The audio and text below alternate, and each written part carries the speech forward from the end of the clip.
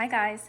So today we're going to talk a little bit about what the basic things are that you need if you'd like to start doing acrylic pouring.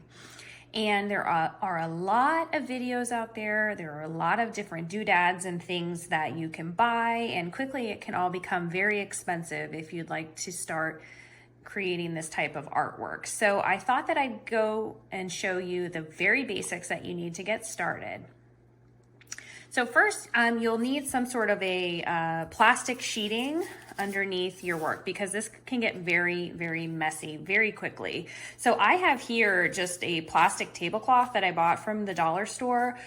You can use a tarp or any other kind of plastic sheeting that you have around the house. I've also used old towels in the past.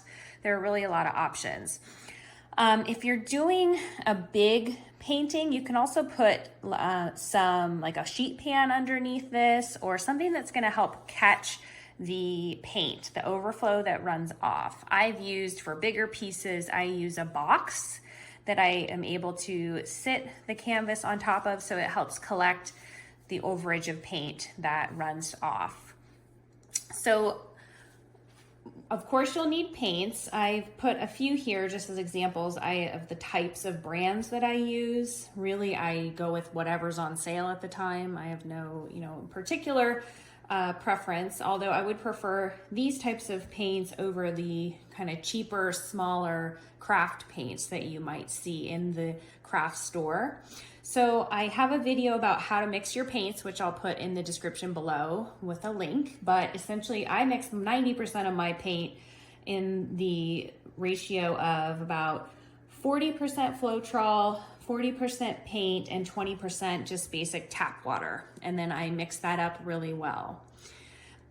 Paper towels, because again, it's very messy, but also there are some different techniques, which I will link in the description below, that do use a paper towel in the creation of the artwork. So that's helpful to have these on handy. I have plastic gloves because it gets very messy and hard to get the paint off of your hands. So this is just an easy way for cleanup to keep your hands nice and clean. I have, of course, disposable cups for mixing paint. I have craft sticks for mixing paint. All of that is covered in that video I mentioned before. Now, here is how I would set up a typical starter canvas if you're getting into the swing of things here. So I just bought a canvas from the craft store. These come in bulk. Again, I look for whatever's on sale. They're all different shapes and sizes, so you can really play around with some fun ideas there. And I'm propping them up with these little disposable cups. There are actual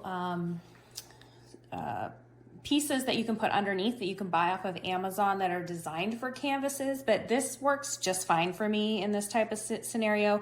I would just advise that you put them underneath the wooden part of the frame right here, because there's been times where the cup has been sitting like this, and I've noticed as it dries with a nice little round cup mark on my painting, which is of course not what you want. So you can learn from my mistake and not do that.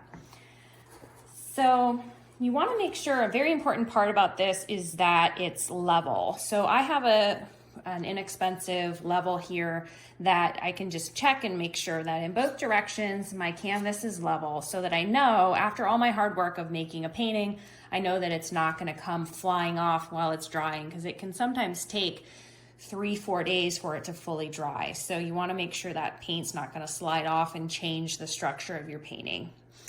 I also have some basic tools here. I have a palette knife that you can get. That's very helpful with some swiping techniques in some videos that you'll see.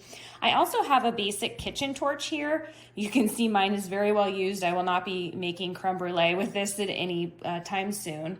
But torching the paint essentially helps bring out some of the cells. So you'll see that a lot in this type of artwork, and it creates a really interesting effect to bring out the bubbles and help sometimes show the paint color pigments that are underneath all of the other layers of paint. So that's a very helpful tool to have. So I hope that this video was helpful. If you like it, go ahead and give it a thumbs up or share it, and be sure to subscribe to my channel for more DIY tips when you're getting started with acrylic pouring. See you next time.